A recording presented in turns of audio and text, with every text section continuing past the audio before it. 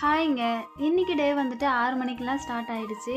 ஒரு கொஞ்ச நேரம் படுத்து தூங்கலான்னு தான் பார்த்தேன். இருந்தாலுமே வேலை செய்யணுமே, நமக்கு பதில் யாரு செய்ய போறா? அதுவும் இல்லாம பெங்களூர் கிளைமேட்டுக்கு தண்ணீல கை வைக்கனாலும் கஷ்டமா இருக்கு, வேலை செய்யனாலும் கஷ்டமா தான் இருக்கு.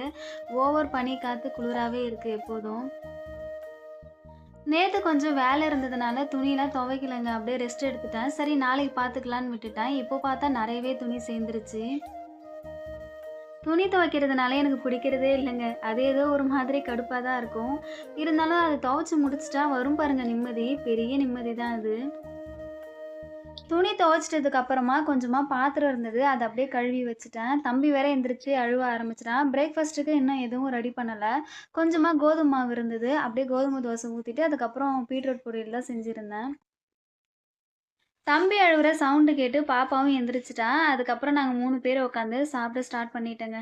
ஓகேங்க. வீடியோ பிடிச்சிருந்தா ஒரு லைக், சப்ஸ்கிரைப் பண்ணுங்க. சப்போர்ட் பண்ணுங்க. நாளைக்கு பார்க்கலாம். பாய்.